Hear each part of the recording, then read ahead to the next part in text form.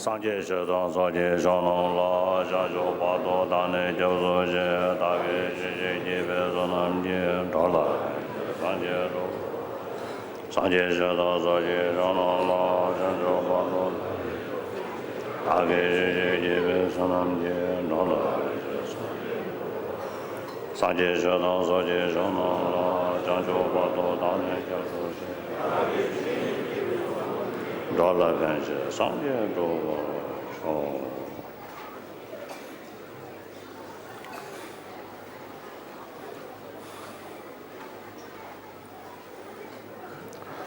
관계 동생이 손에 다와도 방배제를 담배주는 데서 고담들로 차세로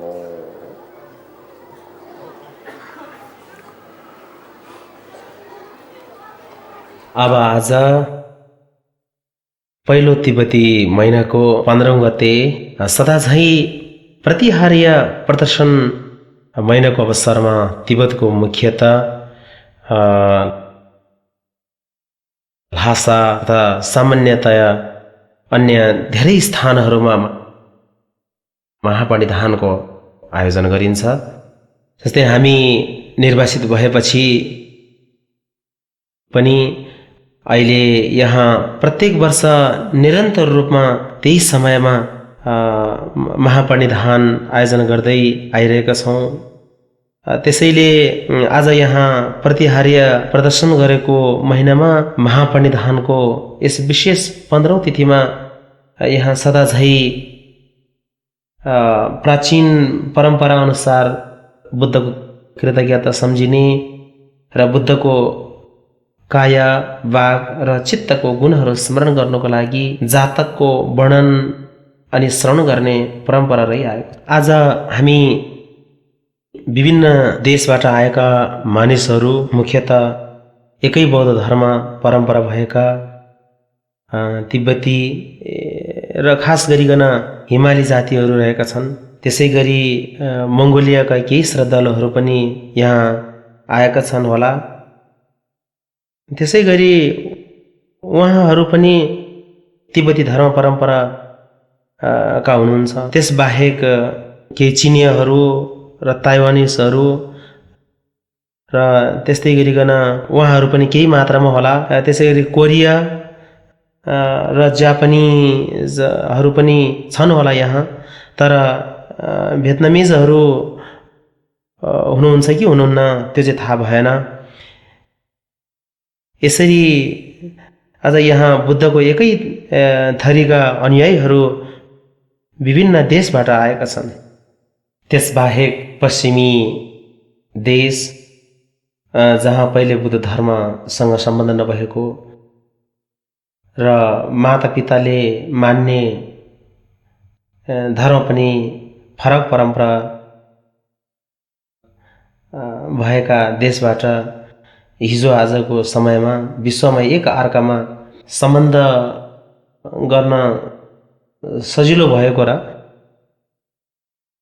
एक अर्काका अवस्था जान्न बुझ्न धेरै सजिलो भएको छ। त्यसैले गर्दा पूर्वीय धर्ममा महत्त्व दिने, त्यसमा पनि अब विशेष गरिकन बुद्धको धर्मलाई महत्त्व दिनेहरू पनि धेरै आइरहेका छन्। र आज यहाँ तपाईहरू पश्चिमी देशका विभिन्न भागबाट त्यस्तो धेरै आइरहनु भएको छ र तपाईहरू अब विभिन्न भागबाट आउनुभएका धर्ममित्रहरू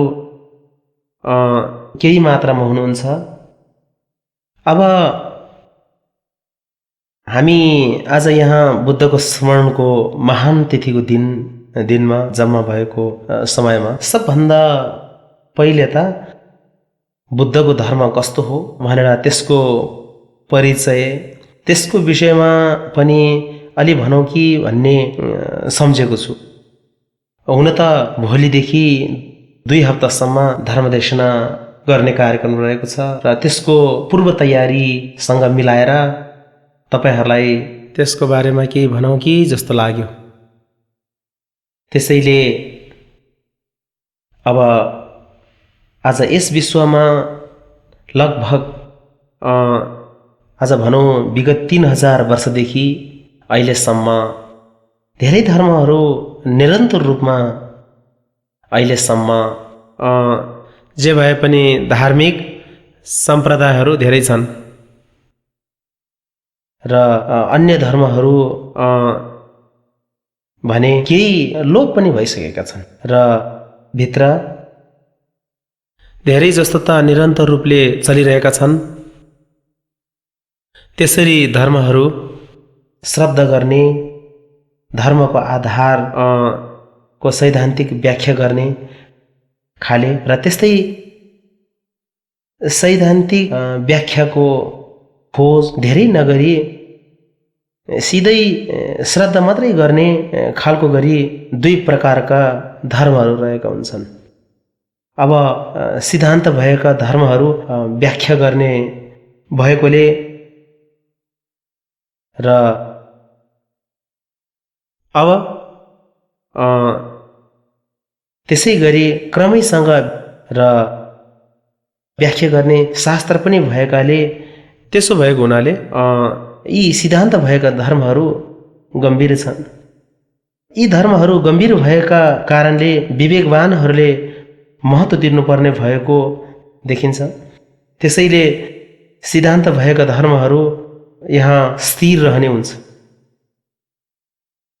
अब अहिलेको अवस्थालाई हेर्ने हो भने पनि पहिले भारतमा तर्थीको सिद्धान्त भएका धेरै धर्महरूको अभ्यास गर्ने अनुयायीहरू अहिले पनि धेरै मात्रामा रहेका छन्। त्यसै गरी अब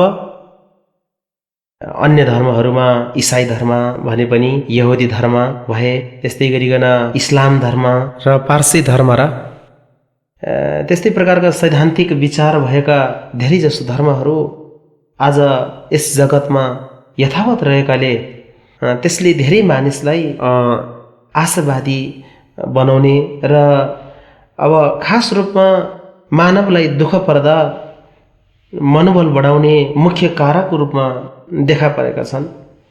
अहिले कहिलेकाहीँ धर्ममा एकहोरो श्रद्धा र भक्ति सङ्कुचित विचारले गर्दा अलिअलि समस्या आउने गरे तापनि समग्र रूपमा यसले अर्थात् धर्मले विश्वमा फाइदा पुर्याउँदै आइरहेका छन्।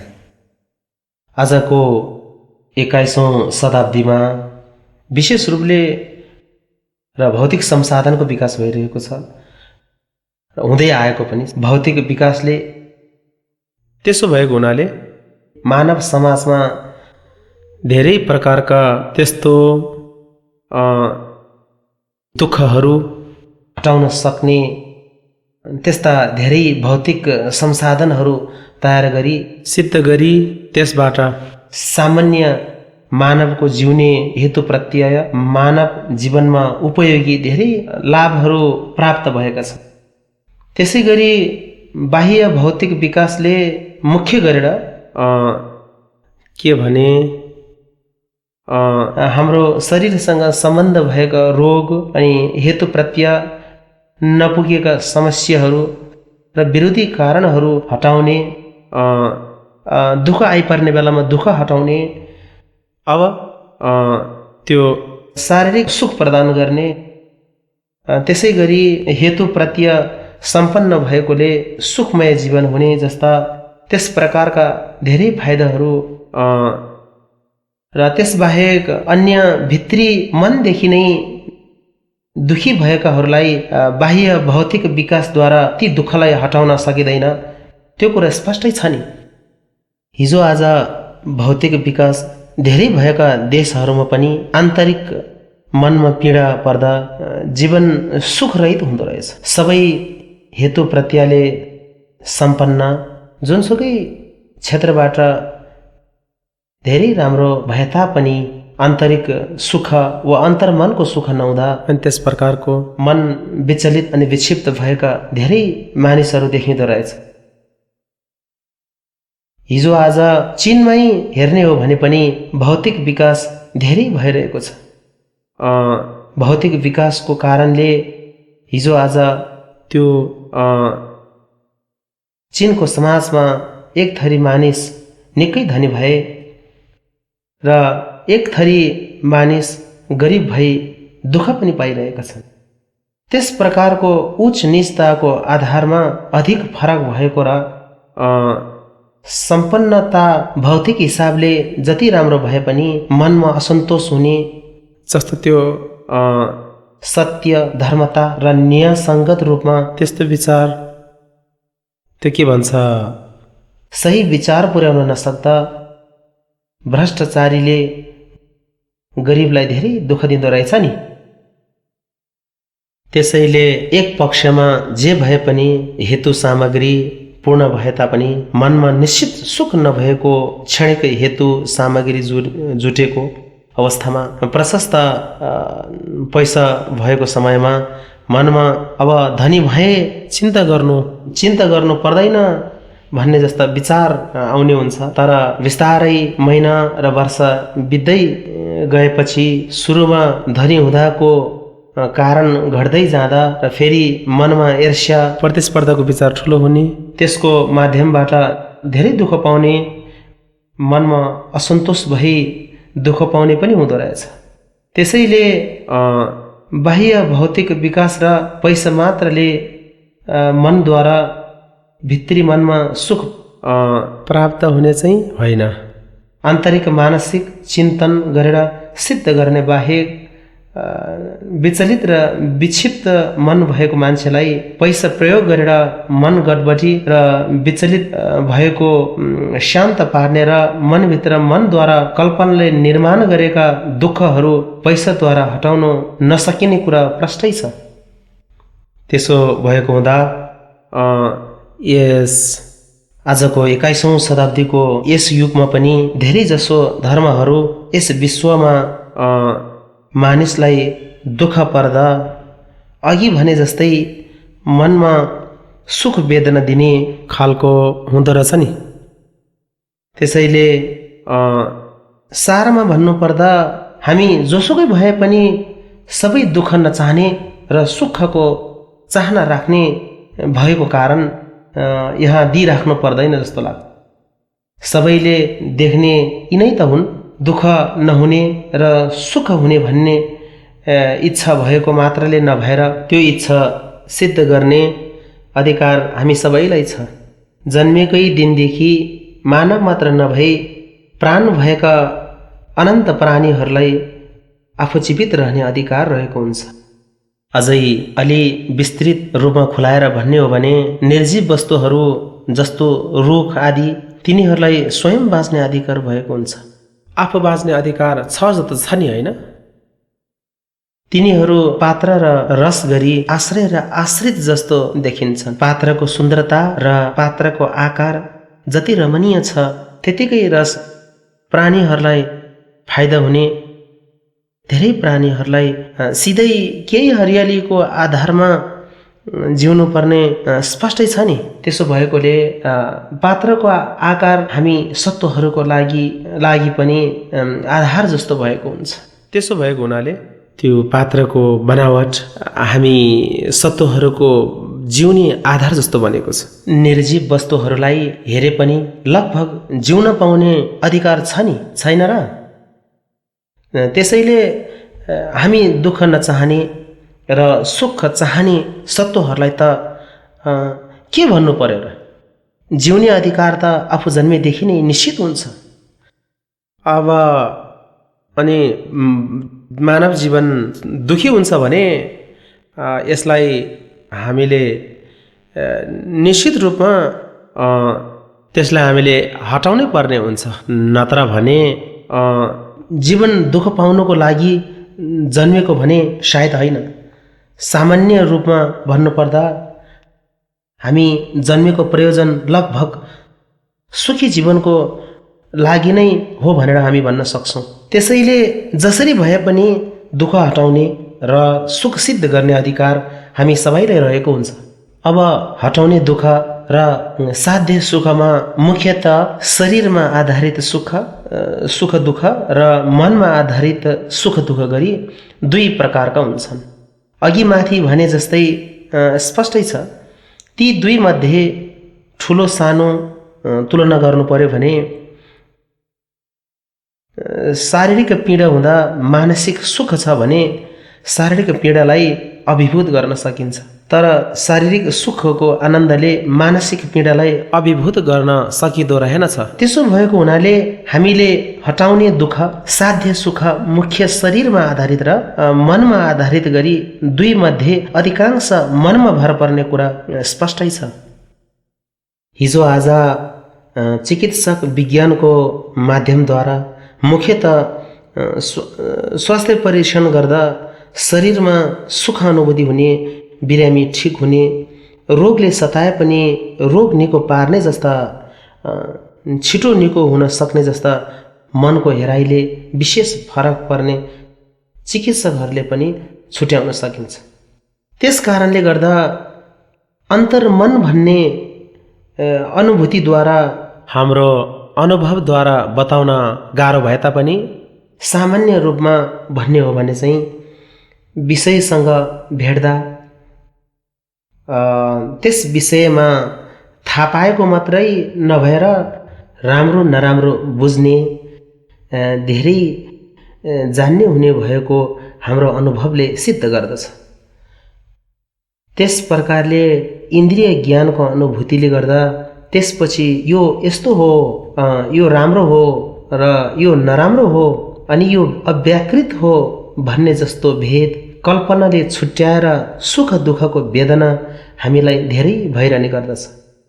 त्यसको व्याख्या जस्ताको त्यस्तै शुद्ध स्वरूप हामीले अहिले नै गर्न नसके तापनि सामान्य रूपमा नबुझे पनि हामीले सामान्य रूपमा नजाने पनि जे होस् हामीलाई दैनिक रूपमा अनुभूति हुने गर्दछ। जस्तै सपनामा पनि इन्द्रिय ज्ञानले सपनाको अवस्थामा इन्द्रियको कल्पनाले काम नगरे पनि मनको कल्पनाले सुख दुःखको वेदना गराउने जस्ता धेरै कार्यहरू गर्दछ। त्यसैले हाम्रो मनको कल्पना भन्ने धेरै गम्भीर स्वास्थ्य संज्ञा भने चाहिँ अति यो चञ्चल छ। भित्री मनदेखि विभिन्न कल्पनाले त्यसको आधारमा आनन्द आउने, दुःख हुने जस्ता धेरै धेरै जसो हुने गर्दछ। मनको परिवर्तन अति शीघ्र हुन्छ। एक पक्षबाट छिटो, एक पक्षबाट कल्पनाले निर्मित सुख नहुनु जस्ता विकल्पलाई सच्याएमा तुरुन्तै हाम्रो मनको दुःख हटेर जाने हुन्छ। हुँदो रहेछ नि, मानिसको शरीरमा रोग लागेमा त्यो बिस्तारै निको हुने हुन्छ। त्यो बिस्तारै बिस्तारै हटेर जाने बाहेक तुरुन्तै हटेर जाने हुँदैन रहेछ। मनमा सुख नभए पनि मनको क्षणिक परिवर्तनले अघि धेरै दुःख भए तापनि 1 मिनेटमा वा केही सेकेन्डमै त्यो परिवर्तन भएर मनमा फेरि सुखको अनुभूति हुने गर्दछ। त्यसैले जे भए पनि मनद्वारा सुख नहुनु जस्तो भित्री मनको विचारले मनको अशान्तिलाई कम गर्ने र मनमा सुख शान्ति आनन्द हुने, मन ढुक्क हुने, मनोबल बढ्ने जस्ता उपाय भने हामीले खोज्नु पर्दछ।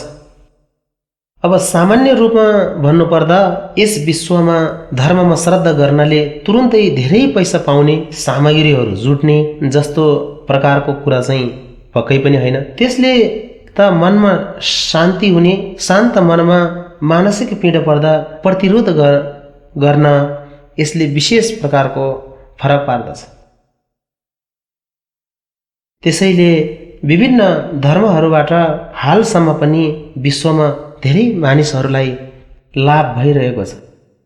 त्यसकारण पहिलो कदम हामी यस विश्वमा भएका सिद्धान्त बोकेका धार्मिक परम्पराहरू सबैलाई आदर सम्मान गर्नु र मान गर्नु महत्त्वपूर्ण कुरा हो।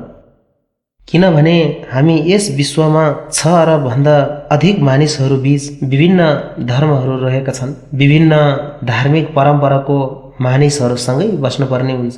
विश्वका 6 अरबभन्दा अधिक मानिसहरूलाई एकै धर्म बनाउने वा विभिन्न धर्म मान्नेहरू कुनैलाई चन्द्रमामा जानुहोस् भन्ने र कुनैलाई क्रमैसँग सम्भव भएसम्म मङ्गल ग्रहमा जानुहोस् भनेर हामीले भन्न सकिँदैन होला नि। हामी सबै यस विश्वमा एकैसाथ बस्नुपर्ने हुन्छ। पहिले भद्रकल्पको राम्रो समयमा भएको भए पूर्वेलीहरू पूर्वमा र पश्चिमेलीहरू पश्चिममा बस्दथे। उत्तरीहरू उत्तरमा र दक्षिणीहरू दक्षिणमा बसेर अनि आफू र के भने आफू जीविकोपार्जन गर्दै चुपचाप बसिरहन्थे। त्यस बेलामा केही समस्या थिएन। अहिलेको विश्वमा त्यसरी बस्न चाहे पनि हामी बस्न सक्दैनौँ। चाहे त्यो विश्वको वातावरणीय अवस्थाले होस् र विश्व आर्थिक व्यवस्थाले होस्, चाहे त्यो शैक्षिक अवस्थाले होस्, धेरै कारणहरूले गर्दा हामी सबै एक अर्कामा निर्भर भएर बसेका छौँ। यताउता क्रमैसँग एक अर्कामा निर्भर नभई बस्न सक्ने अवस्था कुनै हालतमा छैन। त्यस्तो वास्तविकताको आधारबाट हामीले विभिन्न जात जाति, विभिन्न वर्ण त्यसको माध्यमबाट भेद गर्ने एक, जस्तै सेतो कालो छुट्याउने, जाति वर्णको आधारमा छुट्याउने, भेदभाव गर्ने एक, जाति गोत्रबाट भेद गर्ने, त्यसरी नै विभिन्न धार्मिक परम्परा भएको कारणले उसलाई भेद गर्ने, त्यसरी नै धनी गरिबको अवस्थाद्वारा भेद गर्ने, त्यस्तो प्रचलन अब बितिसकेका कुरा हुन्। हामी सबै यस विश्वमा बसिरहेका छौँ। त्यसैले यस सानो समाजमा अनि त्यो एक आपसमा जिउनु पर्ने र जीवन एक अर्कामा निर्भर रहेर बाँच्नु पर्ने प्रष्टै भए तापनि स्वभावैले सुख दुःखको वेदना उत्पन्न हुँदो रहेछ नि। यसरी विचार गर्दा विश्वको पूर्व पश्चिम, उत्तर दक्षिण सबै एक अर्कामा निर्भर भएर बस्नुपर्ने समय आएकोले पनि विश्वमा र सामान्य रूपले सुख भए सबै सुखी हुने, दुःख भए सबै दुखी हुनुपर्ने भएकोले त्यसतर्फ सोच्नु आवश्यक भइसकेको छ। त्यसैले फरक धार्मिक परम्परा भएको कारणले हाम्रो धर्म र उनीहरूको धर्म भन्ने प्रचलन बितिसके होइन र? त्यसैले हामीले सबै धर्मलाई आदर सम्मान गर्नु महत्त्वपूर्ण हुन्छ। विश्वमा जता जाँदा पनि म सधैँ यही भन्ने गर्छु, स्वच्छ मनले भन्ने गर्छु। त्यसो भएको हुनाले प्रथमतः आजको समयमा यहाँ साँच्चीकै भगवान बुद्ध हुनुभएको भए यस विश्वमा भएका सबै धार्मिक परम्पराहरूलाई आदर गर्नुहुन्थ्यो। त्यसो गर्नुको कारण भगवान बुद्ध आफू स्वयंले अनेक विनयजनहरूको विभिन्न क्षमता भएको कारणले त्यो भगवान बुद्धले बुझ्नु भई सबै खाले आशय र अध्याशय भएका भगवान बुद्धप्रति सम्मान श्रद्धा गर्ने एकै भए पनि नभए पनि तिमीले यो सिद्धान्तको पालना गर्नुपर्छ भन्नुभएको छैन। भन्नुभएको छ त वैभाषिकहरूलाई उनीहरूका विचारसँग मेल खाने सिद्धान्त प्रतिपादन गर्नुभएको छ। त्यसै गरी सौतान्त्रिकको सिद्धान्त, चितमात्रको सिद्धान्त र माध्यमिकको सिद्धान्त ती सबै भगवान बुद्ध एक्लैले विनयजनहरूको विभिन्न आशय, अध्यशय र अवस्था अनुसार विचार गर्नुभई विभिन्न सिद्धान्तहरूको देशना गर्नुभएको छ। यसरी विचार ठुलो सानो भएको कारण श्रावकहरूको लागि श्रावकयान, प्रत्येक बुद्धहरूको लागि प्रत्येक बुद्धयान र बोधिसत्वयानको देशना गर्नुभएको छ। बोधिसत्व यानमा पनि सूत्र पारमिताहरूमा श्रद्धा भएकाहरूलाई सूत्र पारमिता यान उपाय र प्रज्ञाको दुवै मार्गमा प्रवेश गरेर जान सक्नेहरूको लागि गुह्य मन्त्रयानको देशना गर्नुभएको छ। त्यसमा पनि क्रिया चर्या योग र अनुत्तर योग अथवा क्रिया उपयोग महा अनु अति योग विभिन्न योग्यता अनुसार विभिन्न यानको देशना बुद्धले गर्नुभएका आदर नगरी भन्ने हो भने वाक्पटुताको कारणले जथाभावी बोल्नु भएको होइन। कसको लागि के देशना गर्नुभएको हो। विभिन्न प्रकारका विनयजनहरू भएकाले उनीहरूको आशय र अध्याशय अनुरूप जसलाई जे इच्छा छ, जसले जे चाहन्छ, जुन ठिक हुन्छ त्यसलाई त्यही धर्म देशना गर्नुभएको। आज यहाँ बुद्ध पाल्नु भएको भए इसाईहरूको पनि लाभ हुन्थ्यो। उनीहरूलाई पनि सृष्टिकर्ताको मार्ग देखाएर उनीहरूको मनमा लाभ हुने भए बुद्धले त्यो ठिक छ भन्नुहुन्थ्यो होला, त्यसलाई निषेध गर्नुहुन्न थियो होला। यस विश्वमा सबै धर्महरूसँग मिलेर बस्नु महत्त्वपूर्ण हुन्छ, नत्र धर्मको नाममा झगडा गरेर बस्नु धेरै दुःखद कुरा हो। विशेष गरेर एउटै धर्ममा जस्तो इसाई एकै धर्ममा पनि प्रोटेस्टेन्ट र क्याथोलिकको बीचमा झगडा गरेर बस्ने जस्तो इस्लाममा हेरेमा पनि सुन्नी र सियाको बीचमा झगडा गरेर बस्ने जस्ता कुराहरू धेरै सङ्कुचित विचार हुन्। त्यसैले हामी मिलनसार हुनु अति महत्त्वपूर्ण हुन्छ। त्यति मात्रै नभएर धर्मलाई विश्वास नगर्ने, धर्म नमान्ने, धर्म विरोधीलाई पनि आदर गर्नुपर्दछ। उनीहरूको विचार र इच्छा अनुसार धर्ममा विश्वास गर्न छाडेर अझै दोषहरू देखाएर निषेध गरे पनि त्यो उनीहरूको स्वतन्त्रता भएकाले उनीहरूलाई गाली गरेर मिथ्या दृष्टि भएको तिमी उता जाऊ भन्नु हुँदैन, किनभने सबै मानव एउटै हुन्। यस विश्वमा रहेका सबै हाम्रा परिवार हुन्। त्यसैले मिलनसार भएर बस्नु आवश्यक छैन र? अब यस प्रकार विभिन्न धार्मिक परम्पराहरू भएका धर्महरूमध्ये समग्र रूपमा भन्नुपर्दा चाहिँ यस विश्वमा फरक सिद्धान्त भएका धर्महरूमा सृष्टिकर्ता नित्य स्वयं उत्पन्न पुरुष मान्ने र नित्य स्वयं उत्पन्न पुरुष नमान्ने, जे होस् हेतु र फलको माध्यमबाट धेरै परिवर्तन हुने मत गरी समग्र रूपमा हेर्दा सृष्टिकर्ता मान्ने र नमान्ने गरी दुई प्रकारका छन्। सृष्टिकर्ता नमान्नेहरूमा पनि नित्य आत्मा मान्ने र नमान्नेहरू छन्। बुद्ध धर्मले सृष्टिकर्तालाई मान्दैन, नित्य र परिवर्तन नहुने जस्ता आत्मालाई पनि मान्दैन। त्यसको मूल कारण के हो भन्दा बुद्ध भगवानको सिद्धान्त प्रतित्य समुत्पाद हो। प्रतित्य समुत्पाद सम्बन्धको विषयमा म सधैँ भन्ने गर्छु। बुद्ध धर्मको सारलाई समेटेमा सिद्धान्त र आचरण गरी दुई छन्। सिद्धान्त प्रतित्य समुत्पाद र आचरण चाहिँ अहिंसा नै बुद्धका धर्म हो। अन्य धर्ममा पनि विशेष गरेर जैन धर्ममा विशेष प्रकारको अहिंसाको आचरण हुन्छ। सबै धर्ममा शान्ति, सन्तोष, त्यस्तै प्रकारले आफ्नो नियम आफैले पालन गर्ने, मैत्री, करुणाको सिद्धान्त भएको सबै धर्मले अभ्यास गर्ने भनेर वर्णन गरिएको हुन्छ। बौद्ध धर्ममा त्यसो भएको हुनाले सबै धार्मिक परम्पराहरूमा मूलतः करुणाको वर्णन गरिएको। त्यसै गरिकन आफ्नो नियम पालन गर्ने, मैत्री, करुणा तिनीहरूको अभ्यास सिद्धान्त भएका सबै धार्मिक परम्पराहरूमा यसको अभ्यास बताइएको हुन्छ। तापनि बौद्ध धर्ममा बताइएको करुणा भने मूलतः करुणाको वर्णन गरिएको।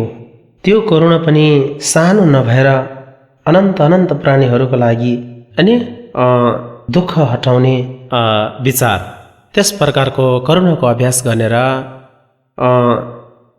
खास रूपमा करुणामय बुद्ध धर्मको धर्म चाहिँ वास्तविक विशेषता बताउँदा सहन गर्न नसक्ने मात्रै नभएर अनि त्यति मात्रै नभएर अरूको दुःख पीडा हटाउने मनोबल आँट गर्ने जस्तो प्रकारको प्रशंसा गर्न लायक करुणा नै बुद्ध धर्मको सार हो। यस प्रकार अहिंसाको मूल करुणासँग सम्बन्ध भएर आउँछ। करुणाले युक्त अनि शारीरिक र मौखिक आचरण नै अहिंसाको आचरण हो। लोभ, अविद्या, प्रतिशोध, क्रोध जस्ता शारीरिक मौलिक आचरण हिंसाको आचरण हो। त्यसैले अहिंसाको आचरण भन्ने मूलत करुणाको विषयमा भावना गर्ने, मुख्य गरेर त्यस्तो प्रकारको अभ्यास गर्नुपर्ने भएको हुनाले हानिरहित आचरणको अभ्यास स्वतः हुन्छ। करुणाको अभ्यास कसरी गर्ने हो भन्दा प्रतित्य समुत्पादको व्याख्यामा अनि त्यो आउने हुन्छ। जे होस्, प्रतित्य समुत्पाद भनेको चाहिँ कार्यकारण प्रतित्य समुत्पाद भन्नुभएको हुनाले सृष्टिकर्ता छ भन्नु त्यति सहज हुँदैन। त्यसै गरी अनि सुख दुःख भोग गर्ने अनि प्राणी एक एक प्राणले हेर्ने हो भने पनि जे होस् परिवर्तन नहुने अनि नित्य एक पुरुषको व्याख्या गरे पनि त्यो प्रासङ्गिक हुँदैन। प्रतित्य समुत्पादको सिद्धान्तद्वारा हेर्दा जे होस् सृष्टिकर्ताको नियम, सृष्टिकर्ताको ती विषय र अनि अपरिवर्तनशील एक स्वतन्त्र आत्मा छ भन्ने विषयहरू आत्मा सही रूपमा त स्थापित हुँदैन। भन्ने हो भने बुद्ध धर्म भनेको प्रतित्य समुत्पादको सिद्धान्त हो। संक्षेपमा भन्नुपर्दा प्रतित्य समुत्पादसँग सम्बन्ध भएको स्वभाव बुद्धको धर्म हो। त्यसैले अनि बुद्ध स्वयंले पनि अनि हेतु प्रत्ययमा निर्भर भई ज्ञान प्राप्त गर्नुभएको। हेतु प्रत्ययमा निर्भर नभई सुरुमै बुद्धत्व प्राप्त भएको वर्णन गरिएको छैन। भगवान स्वयं पनि अनि हामी जस्तै सामान्य मानिस भएकाले बिस्तारै बिस्तारै उहाँको चित्त परिवर्तन भएर शैक्ष मार्गदेखि नै क्रमैसँग चित्तको सबै दोष नाश हुँदै सबै दोष शुद्ध पारिएकोले दर्शन मार्ग वा अनन्तर सर्वज्ञ स्वयंले प्राप्त गर्नुभएको हुँदा प्रहन गर्नुपर्ने र अनि ग्रहण गर्नुपर्ने सबै गुण सम्पन्न भएको पनि क्रमैसँग त्यसले गर्दा हेतु प्रत्ययमा निर्भर भएकोले नै हो। हामी बुद्ध स्वयं र सबै प्राणी सत्व प्राणीहरू हेतु प्रत्ययको परिवर्तनद्वारा हुने गर्दछ। सम्पन्न भएको पनि क्रमैसँग हेतु प्रत्ययमा निर्भर भएकोले नै हो। त्यसले गर्दा हामी बुद्ध स्वयं र सबै प्राणी सत्व प्राणीहरू हेतु प्रत्ययको परिवर्तनद्वारा हुने गर्दछ र बाह्य पात्र हेरे पनि हेतु प्रत्ययको परिवर्तनबाट हुने भित्री रस प्राणीको पनि हेतु प्रत्ययद्वारा नै हुने गर्दछ। हेतु प्रत्ययद्वारा हुने भएकोले प्रारम्भ वा सुरु छ भन्नु गाह्रो छ। विशेष अवस्थामा सुरुवात राख्न सकिन्छ, मूल रूपमा सुरुवातलाई तोक्न कठिन छ। त्यसो भएको हुनाले अब यी सबै प्रतित्य समुत्पादद्वारा व्याख्या गर्न सकिन्छ। त्यसैले बुद्ध धर्म प्रतित्य समुत्पादको सिद्धान्त हो अनि प्रतित्य समुत्पादको स्वभाव भएको धर्म हो। त्यो हामीले जान्नुपर्छ। बुझ्नुभयो? विशेष गरेर हामी तिब्बतीहरूलाई हेर्ने हो भने पनि बौद्ध धर्ममा त विश्वास छ। तर बौद्ध धर्म कस्तो हो भन्दा हामी एकछिन पर्ख है विचार गरौँला भन्नुपर्ने हुन्छ। बौद्ध धर्म कस्तो हो भन्दा तत्कालै भन्न नसक्ने अवस्था रहेछ। धर्म कस्तो हो भन्दा धर्म धर्म नै हो भन्नु बाहेक अरू भन्नु नसकिँदो रहेछ। यस्तो विशेष गरेर हामीले त्रिरत्न छ भनेमा पनि लजाउनु पर्ने छैन। त्रिरत्न कस्तो छ भन्दा विचार गर्नुपर्ने हुन्छ। त्रिरत्न कसरी भएको? त्रिरत्न भनेको प्रतित्य समुत्पादको आधारबाट उत्पन्न हुने गर्दछ। प्रतित्य समुत्पाद के हो? प्रतित्य समुत्पाद हुने तरिका कसरी हो?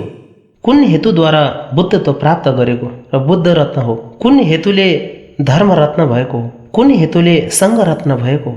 तिनीहरू जान्नु पर्दछ। त्यसकारण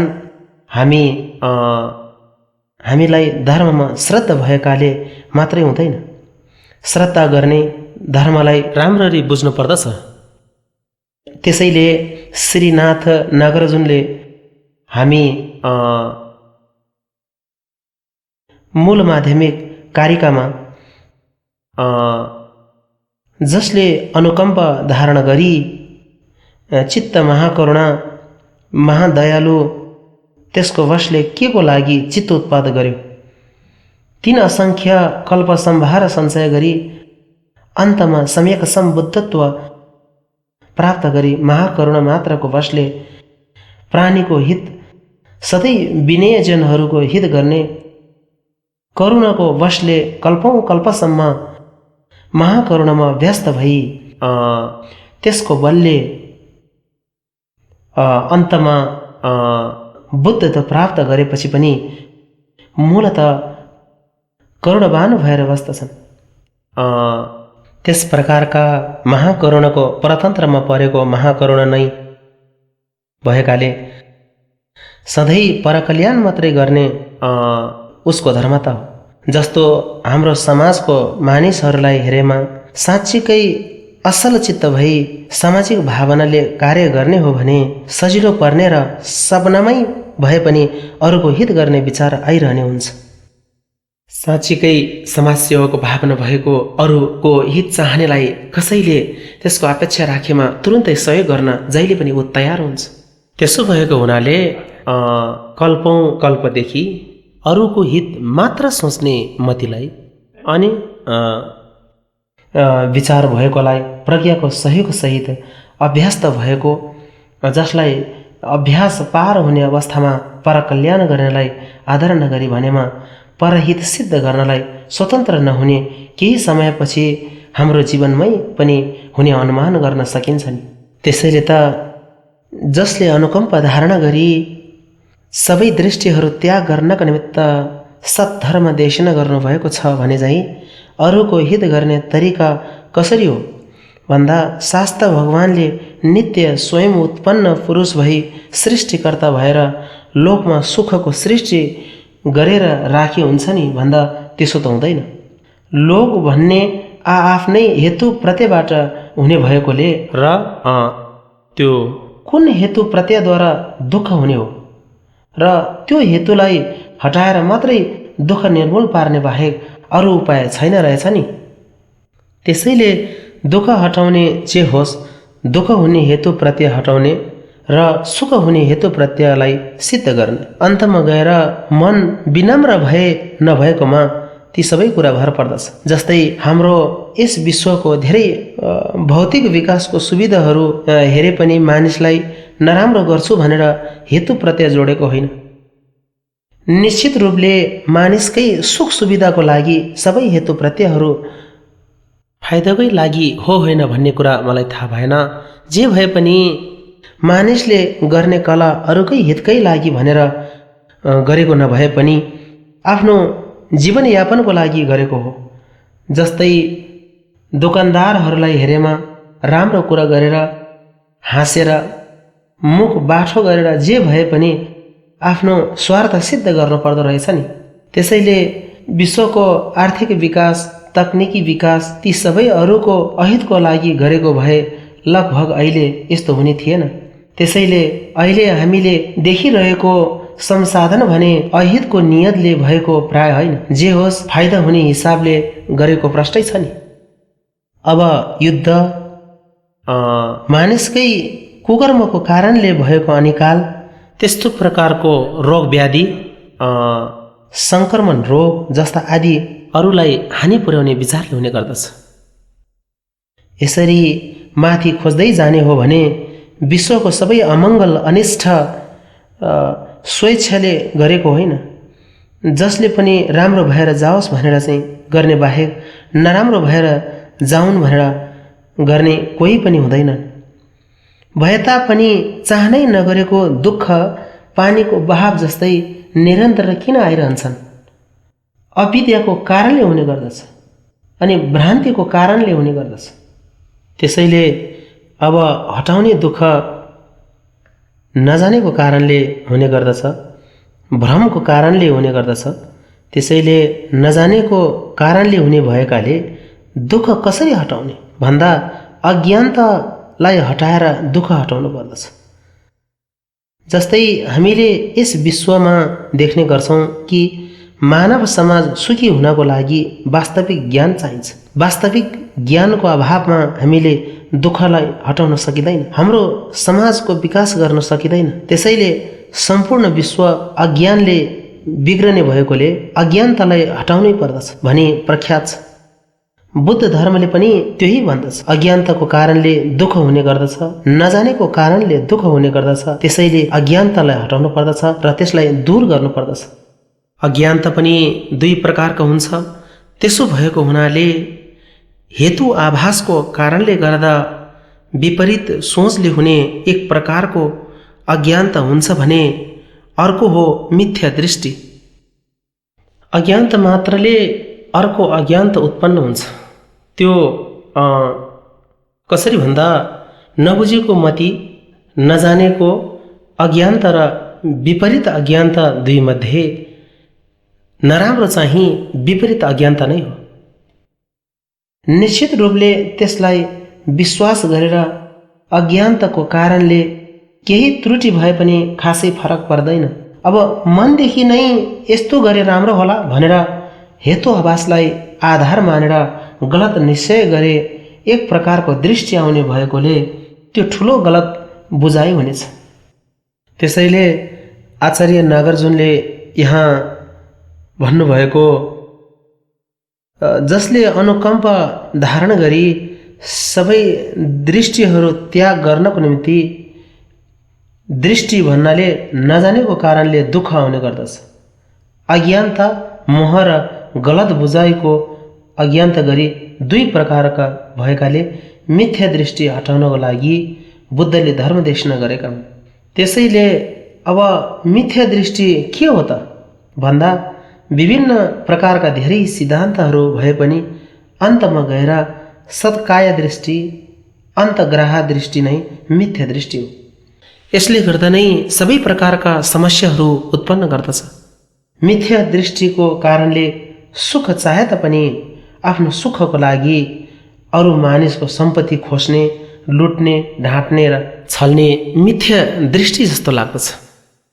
त्यो आउने पनि अन्तमा गएर म भन्ने आफू एक्लै भएको त्यसबाट चाहिँ राग, द्वेष, अरूको अहित गर्ने, प्रतिशोध लिने म भन्ने आउने गर्दछ। त्यस प्रकारको म भन्नेलाई सुख पाउनको निमित्त दुःखलाई हटाउने विचारले गर्दा स्वभावैले त्यहाँ राग द्वेषको भावना उत्पन्न हुने गर्दछ। सत्काय दृष्टि जहाँबाट आउने गर्दछ त्यस्तै प्रकारले अन्तग्रह दृष्टिको वशमा पर्दछ। विशेष गरेर दृष्टि भन्ने जस्ता सयौं वर्ष, हजारौं वर्ष बस्ने जस्ता विचारले परीक्षण नगरी लगभग हजारौं वर्ष बस्ने विचारले मानिसलाई दुःख दिनेहरू पनि हुँदो रहेछ नि। त्यसो भएको हुँदा अब जे भए पनि गलत दृष्टिले हामी नाश भएर जाने मूल कारण यिनीहरू हुन्। त्यसो भएको हुनाले विपरीत दृष्टि हेतु फल र नित्य हेतुबाट हुँदैन, अहेतुबाट पनि हुँदैन। हेतु फलको परनिर्भरता बताउँदा अहेतुबाट पनि हुँदैन। जसरी भए पनि हेतुबाट हुनुपर्दछ। हेतु त्यो नित्य हेतुबाट हुँदैन। हेतु आफै परिवर्तन नहुने भएमा परिवर्तन हुने फल पनि हुँदैन। त्यसैले अनित्यको हेतुबाट बुझ्नु पर्दछ। अनित्यको हेतु मात्रैले पनि हुँदैन। प्रत्ययको शक्ति भए, फलसँग मिल्ने भई, त्यो समान कार्य भए आफ्नो अनुसरण हुने हेतु प्रत्ययबाट फलको भिन्न भिन्न रूप हुने वास्तविकता हो। त्यसो भएको हुनाले र त्यसलाई के भन्नुपर्छ भन्दा अब हेतु फलको मोहले, मिथ्या दृष्टिले हेतु फल नमिले जे होस् चाहना सुखको भए पनि सुखको हेतुबाट विपरीत भई दुःख आउने हेतु लिएमा त्यसको फल सुख हुँदैन, दुःख नै हुन्छ। त्यसैले मिथ्या दृष्टिबाट समस्याहरू आइरहन्छ। अब दृष्टि हटाउने कसरी हो त भन्दा फेरि मूल माध्यमिक कार्यको सुरुमै जसको प्रतीत्य समुत्पाद सम्बन्धमा निरोध हुँदैन, उत्पन्न हुँदैन, शास्त्र जसले प्रतीत्य समुत्पादको विषय बताएर प्रतीत्य समुत्पादको विषयलाई लिएर मिथ्या दृष्टि हटाउने उपाय देखाउनु भएको छ। मिथ्या दृष्टि अब त्यो मोहको दृष्टिले हाम्रो मनमा गलत निश्चय गर्ने सिद्धान्त मिथ्या दृष्टि हुन्। यस प्रकारको मिथ्या दृष्टि र अज्ञानतालाई हटाउने उपाय कसरी गर्नुपर्दछ त भन्दा जे होस् अब दुःख र सुख भन्ने हेतु फलबाट हुने गर्दछ। हेतु प्रत्यय भन्दा सुख हुने हेतु प्रत्यय जान्नु पर्दछ। दुःख हुने हेतु प्रत्यय बुझेर त्यसको आधारमा दुःख नचाहनेले दुःखको हेतु त्याग्नु पर्दछ। सुख चाहनेले सुखको हेतु सिद्ध गर्नु पर्दछ। यसरी परित्याग र ग्रहण गर्नु पर्दछ। अब त्यसैले हेतु फलको प्रतीत्य समुत्पाद जान्नु पर्दछ। त्यसकारण भगवान बुद्धले प्रतीत्य समुत्पादको सिद्धान्त प्रतिपादन गर्नुभई यी गलत सिद्धान्तहरू हटाउने उपाय देखाउनु भएको छ। बुझ्नुभयो? अब प्रतीत्य समुत्पादको सम्बन्धको पहिलो चरण हेतु फलको प्रतीत्य समुत्पाद बताउनु भएको छ। भगवान बुद्धको वचन विशेष प्रकारको विश्लेषणात्मक वचन भएको छ। जे होस् प्रतीत्य समुत्पादको सिद्धान्त हामीले देख्न सक्नेछ, बुझ्न सक्नेछ अनि छुट्याउन सक्नेछ। त्यस प्रकारको हेतु फलको सिद्धान्त बताउँदाखेरि एक अर्कामा निर्भर भएको विचार आउने गर्दछ। निर्भर भएको सिद्धान्त थाहा पाउन तुलना गर्नुपर्ने हुन्छ। तुलना गरेर थाहा पाएपछि स्वतन्त्र नभएको अर्थ बुझ्नेछ। भगवानले धर्मदेशना गर्दा तिनै विनयजन चारै सिद्धान्त सबैलाई लागू हुने, सबैलाई सिद्ध हुने प्रतीत्य समुत्पाद भन्ने हेतु फलको भव, 5 गति, 4 आर्य सत्य बताउनु भएको पनि प्रतीत्य समुत्पाद हेतु फलको प्रतीत्य समुत्पाद व्याख्या, त्यसको आधारमा सुख दुःखको व्याख्या गर्ने क्रममा 4 आर्य सत्य बताउनु भएको हो। त्यसलाई अलि विस्तृत गरेर द्वादश प्रतीत्य समुत्पाद बताउनु भएको छ। अनुलोम र प्रतिलोम प्रतीत्य समुत्पादद्वारा हेतु फलको सम्बन्ध कसरी हुने भनी बताउनु भएको छ। यसको अर्थ बुझेर मनको अलिकति विकास भएमा प्रतीत्य समुत्पादको अर्थ बुझ्नेछ। त्यसको माध्यमबाट नाम मात्रको प्रतीत्य समुत्पादको सानो अर्थ बुझिनेछ। मिथ्या दृष्टिको हामी ठुलो तह पहिले हटाउने, हेतु फलको निश्चय भएपछि मिथ्या दृष्टि हट्दछ। त्यसपछि त्यसो हुँदै गएपछि अनि त्यसपछि अझै सिद्धान्त गम्भीर भएर गएपछि मिथ्या दृष्टि, अन्तग्रह दृष्टि, सत्काय दृष्टि पहिले ठुलोहरू हट्दै पछि सानो पनि हट्दै जाने कुरा त्यसरी बताउनु भएको छ। त्यसकारण भगवान बुद्धले प्रतीत्य समुत्पाद भन्ने साँच्चै त्रिलोकमा विशेष प्रकारको बताउनु भएको छ। त्यो भन्दा राम्रो कुरा अरू छैन।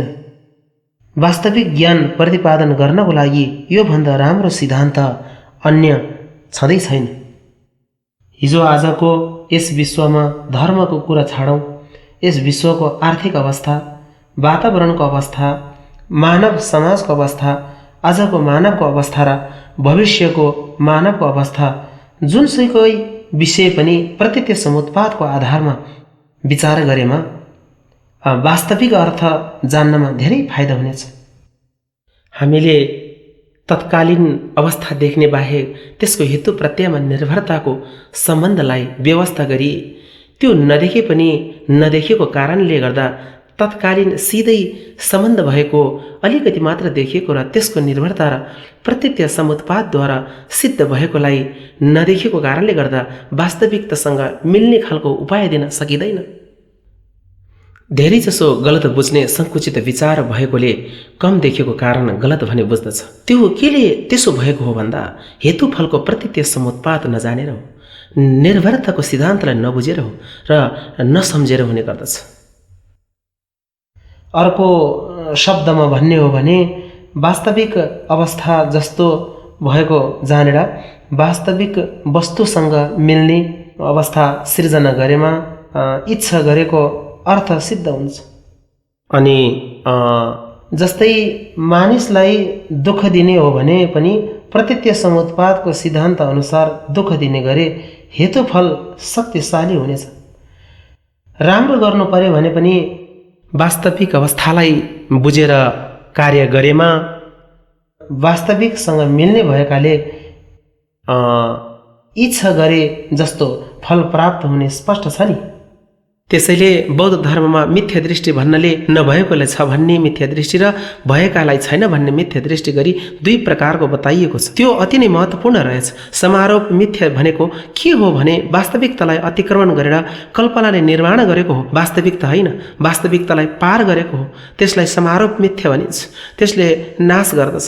त्यो खाली आशा हो। जस्तै राम्रो पक्षबाट भन्ने हो भने खाली आशाले केही पनि हुँदैन।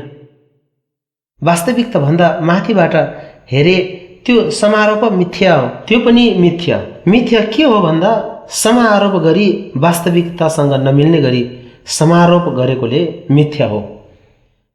अपवाद मिथ्या भन्नाले वास्तविकतालाई कम गरेर वास्तविकता ठानी ठिक हुँदा हुँदै पनि यदि छैन भन्ने अपवाद मिथ्या हो। वास्तवमा हुँदा हुँदै पनि छैन भने अपवाद गर्ने हो। वास्तविकतालाई पार गरेको हो त्यो। त्यसैले समारोप मिथ्या र अपवाद मिथ्याहरू। मिथ्याले इच्छालाई पूर्ण गर्न सक्दैन। जे होस् शब्दले के भन्छ त भन्दा वास्तविक अवस्थासँग मेल नखाँदा इच्छाएको कुरा सिद्ध हुँदैन। धार्मिक कार्य होस् वा राजनीतिक कार्य होस् वा आर्थिक कार्य होस् वा वैज्ञानिक कार्य होस्, स्वास्थ्यको कार्य होस् वा वातावरणको कार्य होस्, जे भए तापनि वास्तविकता बुझेर जानु अति महत्त्वपूर्ण हुन्छ। त्यसैले तिङ सोपिङले पनि वास्तविक सत्य भनी प्रत्यक्ष समुत्पादको सिद्धान्त जस्तै बताउँछ। त्यो सही लागू हुन्छ हुँदैन यो जस्तो गरी उनी बताउँछ। बुद्धको धर्म वास्तविकसँग मिल्ने हो। वास्तविकता बुझेर नचाहने दुःख के हो, त्यसको हेतु के हो, त्यसको प्रत्याय के हो, त्यो केमा निर्भर हुन्छ, त्यो विषय जानेको आधारमा दुःख हटाउने सबै हेतुहरू अविपरीत रूपले सिद्ध भएर आउँदा दुःख हटाउन सकिन्छ। साध्य सुख पनि कुन हेतुद्वारा सिद्ध गर्ने, कुन हेतुमा आधारित हुने, यताउता केमा निर्भर हुने, त्यो सबै बुझेर सबै उपायहरू अपनाएमा चाहेको सुख पनि सिद्ध हुन्छ। त्यसैले अब बुद्धको धर्म भन्ने सैद्धान्तिक आधारमा भन्ने हो भने वास्तविक जानेको बुझिन्छ।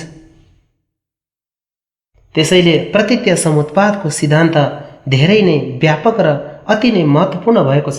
त्यसैले कठोर मनको माध्यमबाट दुःख हुने र कोमल मनको माध्यमबाट सुख हुने लगभग हामीले दैनिक गर्ने कार्यहरूबाट पनि बुझ्न सकिन्छ।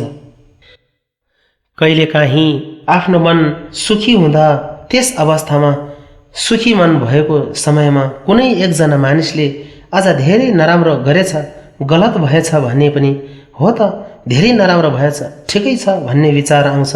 अघि कहिलेकाहीँ बिहानैदेखि मन सुखी नभएको अवस्थामा आफूलाई मन पर्नेले मुस्कुराउँदै आए पनि यो के भयो भने असजिलो महसुस गर्नेछ। त्यसैले मन सुखी भए नभएकोले धेरै फरक पार्दछ। मनमा सुख छ भने गलत अवस्थामा पनि त्यसको प्रतिरोध गर्न सकिन्छ।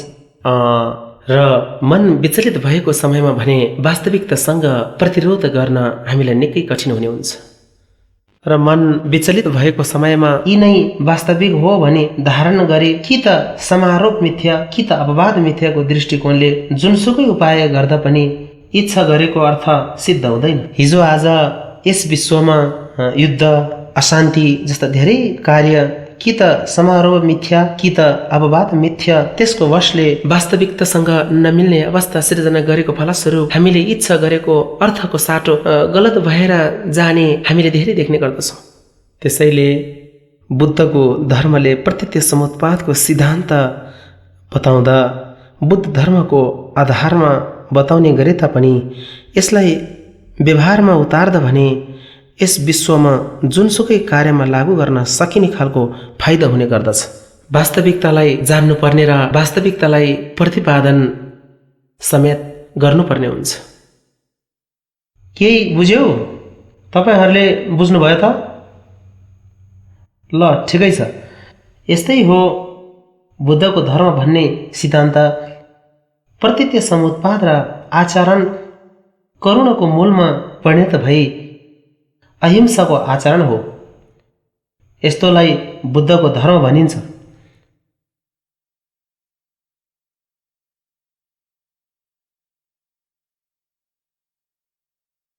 हो अब इस प्रकारका बुद्धको धर्म कृतज्ञ बुद्धले पहिले 4 आर्य सत्यको धर्म देशना गरेर सामान्य सबै विनयजनहरूको लागि बताउनु भएको हो।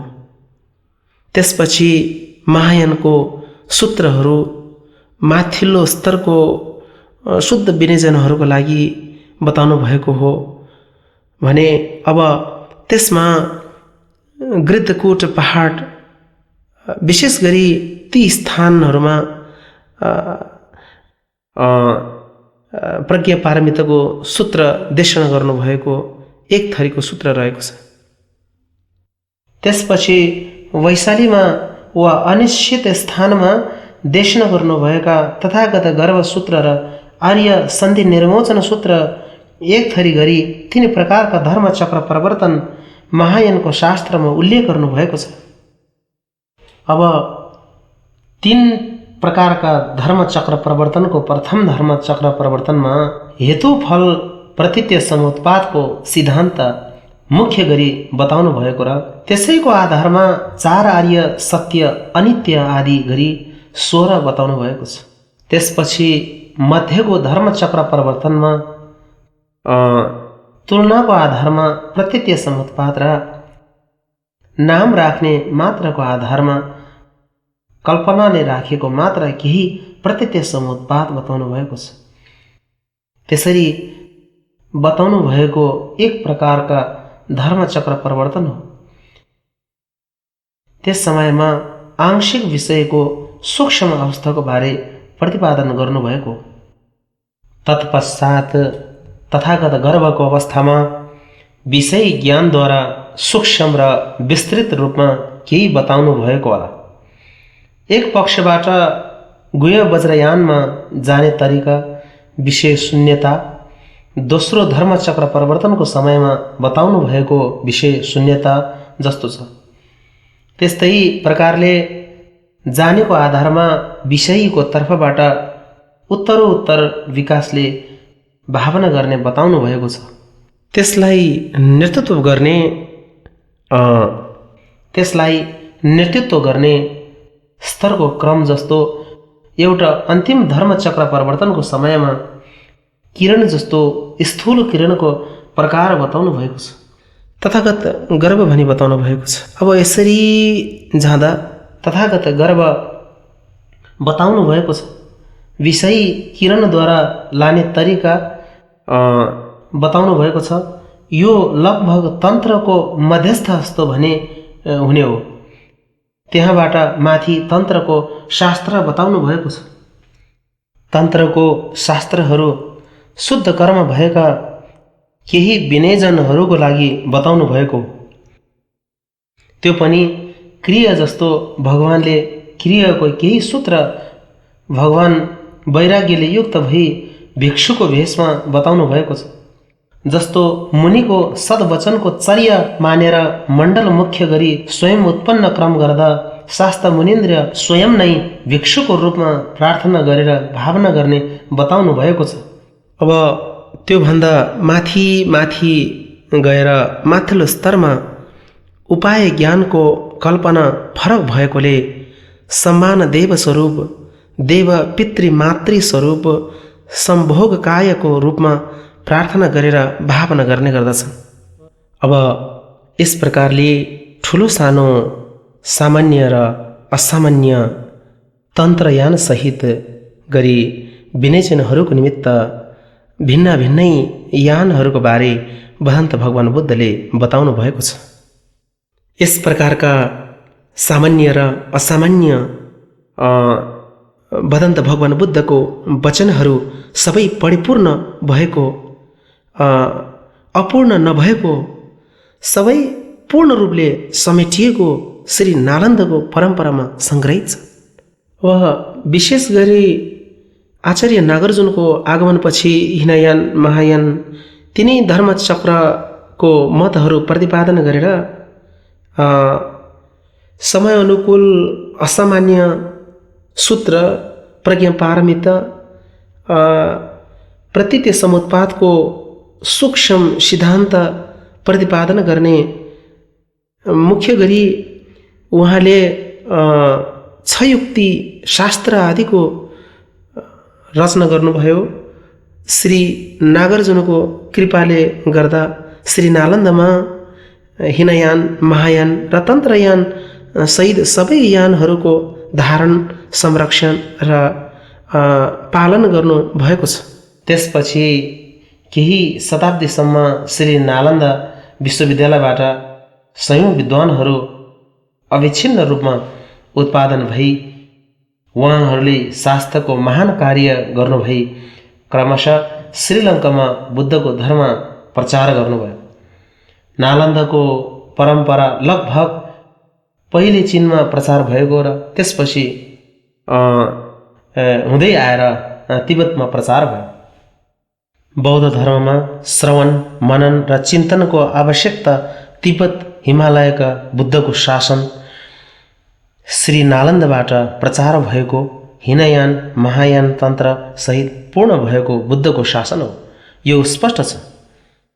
त्यसो भएको हुनाले हाम्रो बुद्धको धर्म हिनयान महायानको तन्त्र सहित सबै पूर्ण भएको श्री नालन्दको विमल धर्म हो भनेर भन्न सकिन्छ।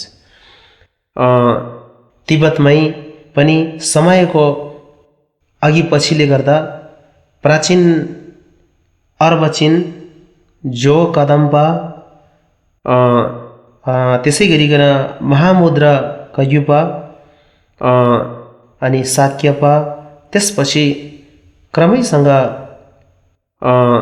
कदम शर्मा, रियो गिन्देम्पा मुख्य गरी यिनै हुन्। यी बाहेक अन्य धार्मिक परम्पराहरूमा बुलुक, जोलुक, जोनाङ जस्ता धेरै प्रकारका धार्मिक सम्प्रदायहरू पनि रहेका छन्। 100 महासिद्ध आदि धेरै धार्मिक सम्प्रदायहरू आएका छन्। यी सबैको मूल श्री नालन्दको परम्परा भएको कुरा स्पष्ट छ। अब यसरी हाम्रो तिब्बतमा भएको बुद्ध धर्मको परिचय गरेमा सामान्य बुद्ध धर्मको परिचयपछि विशेष गरेर श्री नालन्दको धर्म परम्परालाई जान्नुपर्ने हुन्छ। त्यसपछि तिब्बतमा पुगेपछि प्राचीन, आवर्चिन, संक्षेपमा भन्नुपर्दा साक्य, काङ्यिङ, जोनाङ सहितको जाने तरिका यस प्रकारको रहेको छ।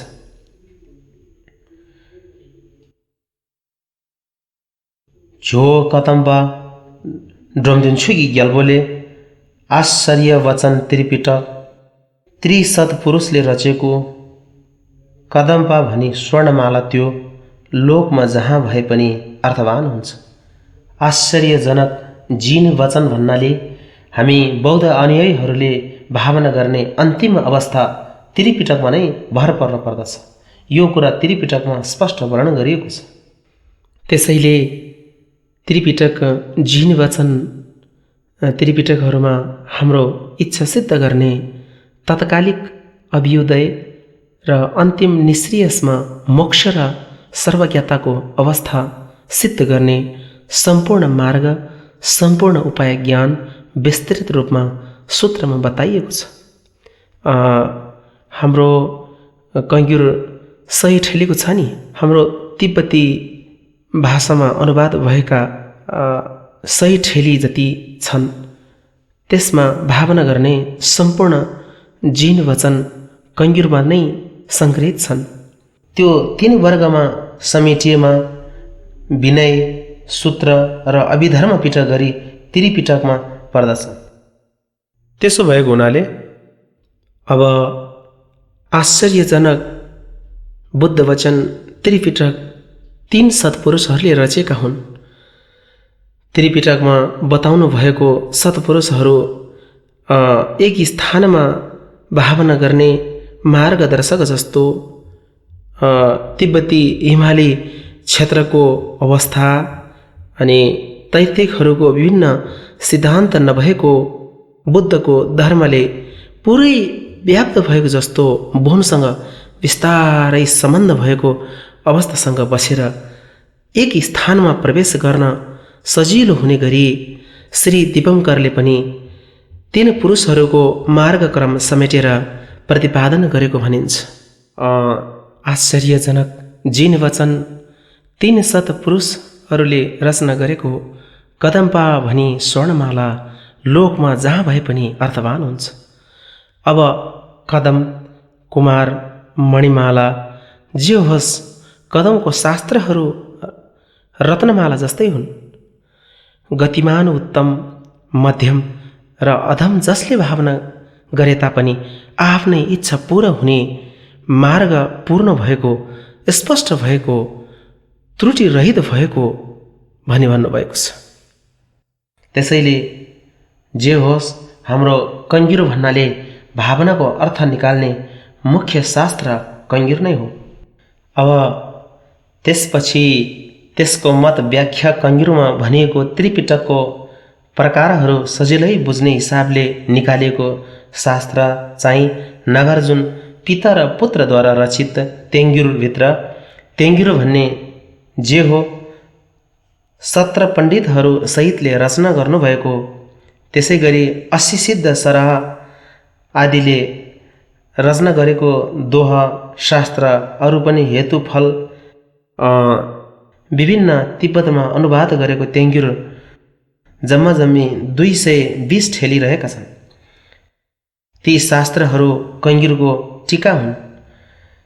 त्यसैले हामी तिब्बती हिमालयमा होस्, हिमाली जातिहरूमा होस्, कङ्गिर र तेङ्गिरलाई धेरै गोम्पाहरूमा राख्ने गर्दछ। यहाँसम्म कि गृहस्थीहरूका घर घरमा पनि भदन्त भगवान बुद्धको वचन कङ्गिर र तेङ्गिर हुन् भनी महत्त्वपूर्ण रूपमा राख्ने गर्दछन्। यी पुस्तक ठेलीहरूलाई हामीले पाठ्य सामग्री हो भन्ने बुझाइराख्नु पर्दछ। यो पूजा गर्ने सामग्री हुन् भनी धुलोको बीचमा माथि राखेर 1 वर्षमा एक पटक सरसफाइ गरी पाठ पूजा गर्ने, चाहेमा त्यसलाई कङ्गिर पढ्ने र तेङ्गिर पढ्ने जस्तो बाहेक यो पढ्ने किताब हो भन्ने सोच हामीमा आउँदैन रहेछ। त्यो गलत हो।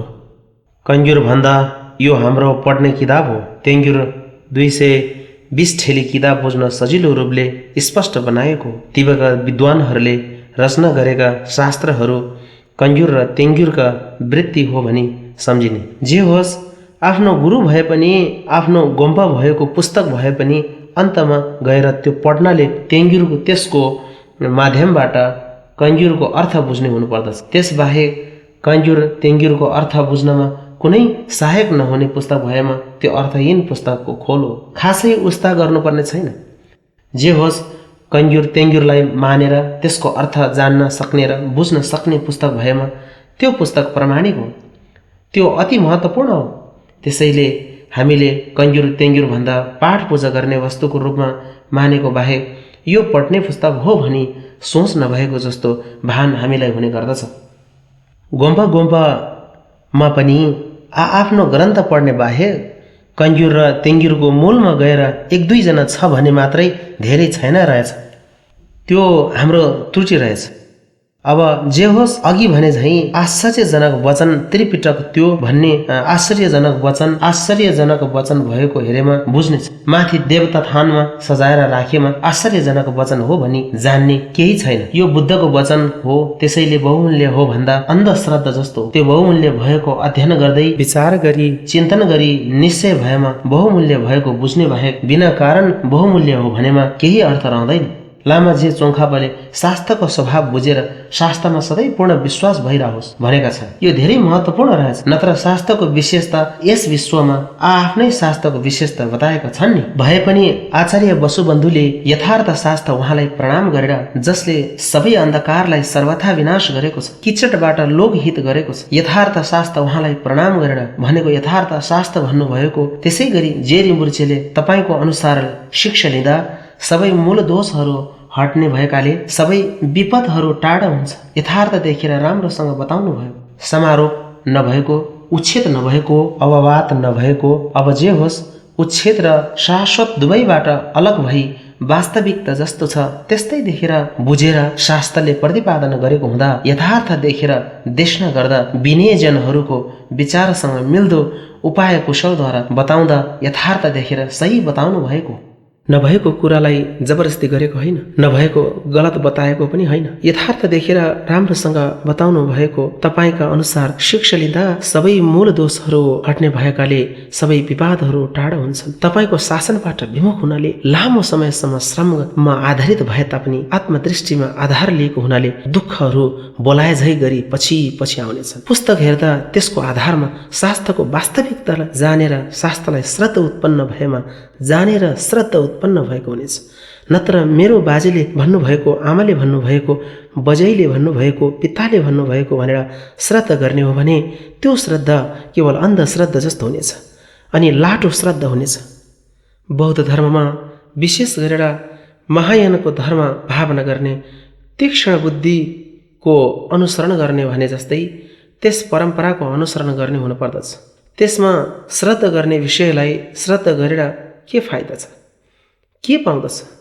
श्रद्धा गर्ने विषयलाई श्रद्धा गर्ने तर्कद्वारा परीक्षण गर्दा दोष छ कि छैन, अनुभूतिसँग विरुद्धाभास हुन्छ कि हुँदैन, त्यसलाई विचार गरी अनुभूतिसँग विरुद्ध हुन्छ कि हुँदैन, तर्कसँग विरुद्ध हुँदैन भने यसमा विचार गर्ने ठाउँ रहेछ भनेर निश्चित हुँदा त्यो प्रतिपादन गर्ने शास्त्रलाई बुझेर श्रद्धा प्राप्त गर्ने हुन्छ।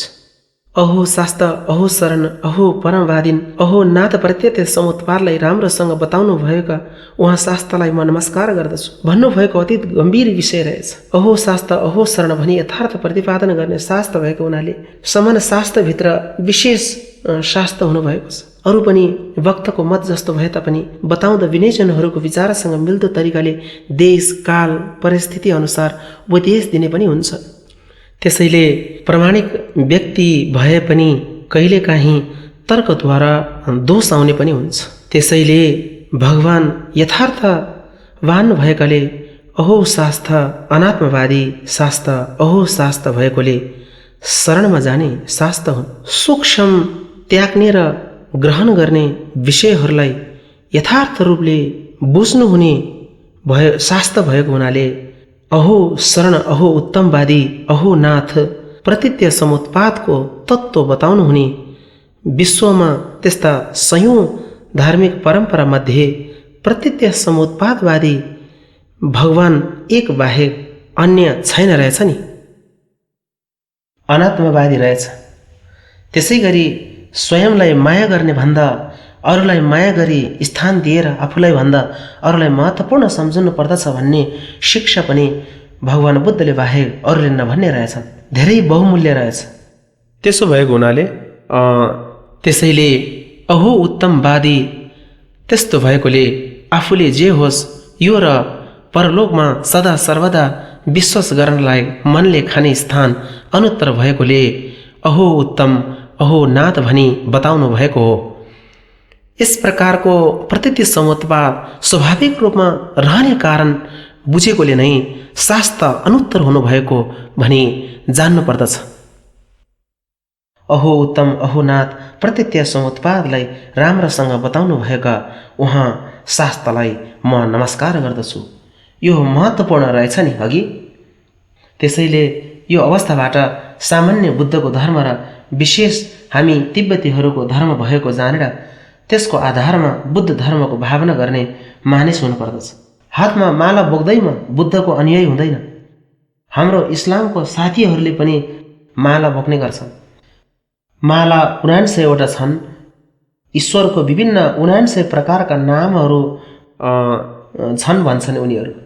त्यसैले इस्लामहरूले पनि माला जप्दछन् भने तैर्थिकहरूले पनि माला जप्ने गर्दछन्। तसर्थ माला धारण गर्दैमा बौद्ध अनुयायी भएको व्याप्ति भने हुँदैन। श्राद्ध गर्नेहरूलाई हेर्ने हो भने मैले चिन्ने इसाई मित्रहरूले साँच्चैकै ईश्वरको गुण सम्झिँदा आँखाबाट आँसु बरबर्ती झार्ने पनि गर्दा रहेछन्।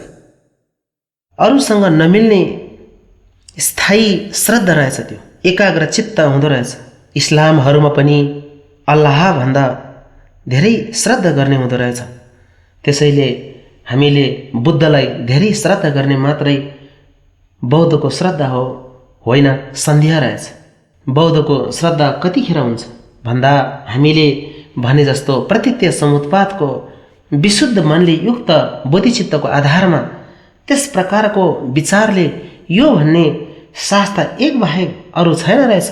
यस प्रकारले शास्त्रमा श्रद्धा उत्पन्न भएमा बुझेर श्रद्धा उत्पन्न भएको भन्ने हुन्छ। त्यस प्रकारको श्रद्धा प्रज्ञासहितको श्रद्धा हो। त्यसैले प्रज्ञासहितको श्रद्धा उत्पन्न हुनु अध्ययन गरेर हुने बाहेक अरूले श्रद्धा गर्दा रहेछन् भनेर अभिनय गर्नाले लिएर श्रद्धा हुने होइन। त्यसैले हामी बुद्ध अनुयायी भन्ने हो भने बौद्ध धर्म अध्ययन गर्नु अति नै महत्त्वपूर्ण रहेछ। पश्चिमी मुलुक मित्रहरू बौद्ध धर्मलाई महत्त्व दिने मित्रहरू अध्ययनमा रुचि राख्दछन्।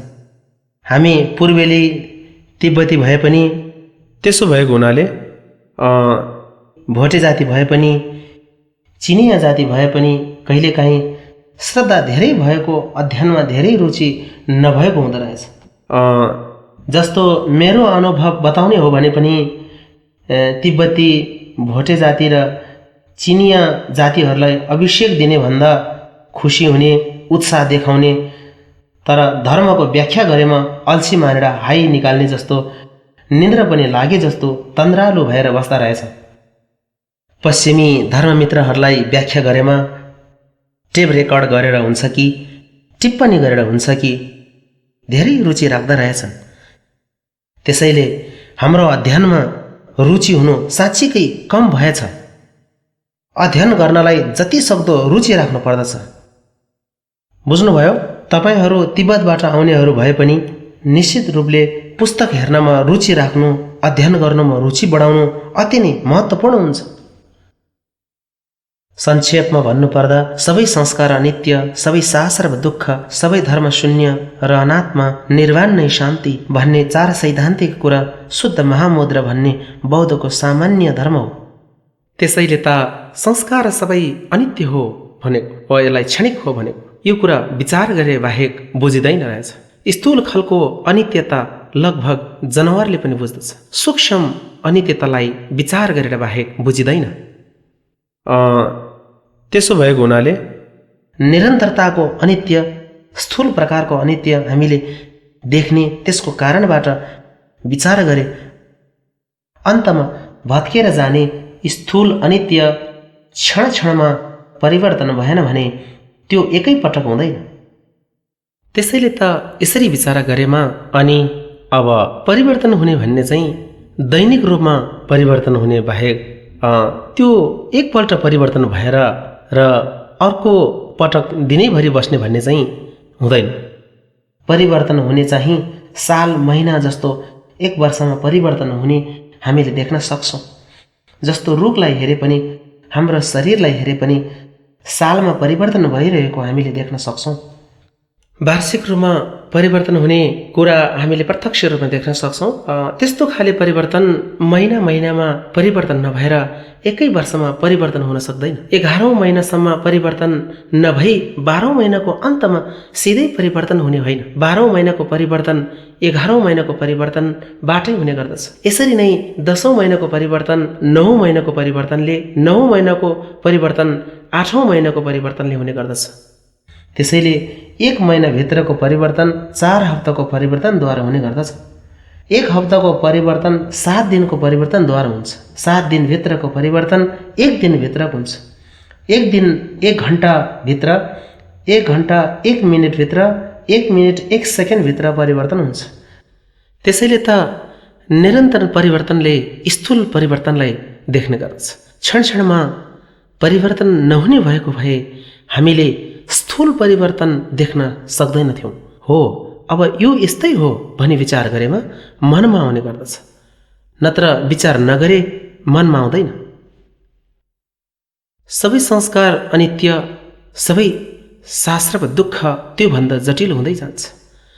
अनित्य क्षण क्षणमा परिवर्तन भएर जाने, परिवर्तन हुने सामान्य रूपमा हामीले स्थूल अनित्यतालाई बताउँदा हेतु प्रत्यय सिद्धिएर विरोधी हेतु मिलेमा स्थूल अनित्य देख्ने गर्दछौँ।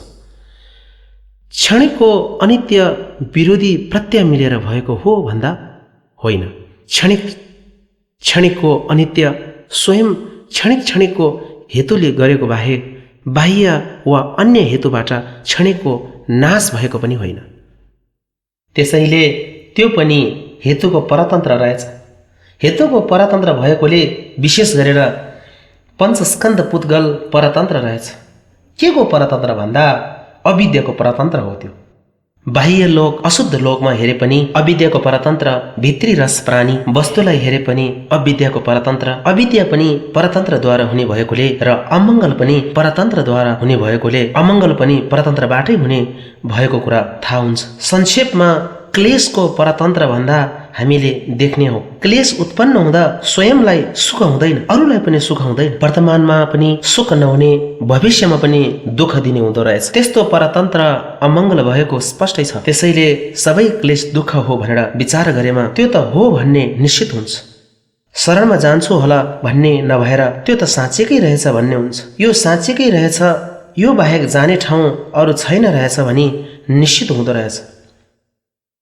त्यसैले त सबै संस्कार अनित्य, सबै शास्त्र वा दुःख, सबै धर्म शून्य अनात्मा, अघि भने झै परीक्षण नगरेको अशुद्ध तरिकाले बताउँदा नामको प्रयोग हुने अर्थ यो हो भन्दा भएको जस्तो परीक्षण गरे नभएको। अब त्यसमा अनात्मा सूक्ष्म र स्थूल गरी धेरै प्रकारका हुन्छन्। उदाहरणार्थ स्थूल रूपमा हेरेमा हाम्रो मनमा म भन्ने भावना आउँदो रहेछ नि। म भन्ने मनमा राखेर अथवा मलाई आधार मानी मेरो शरीर, मेरो मन, मेरो घर, मेरो इष्टमित्र भन्ने गरिन्छ। इष्टमित्र, सम्पत्ति अनि पुद्गलहरू कसको हो भन्दा मेरो भनिन्छ। अरूको शरीर मेरो शरीर भनेर त्यति बेला भेद गर्ने हुन्छ।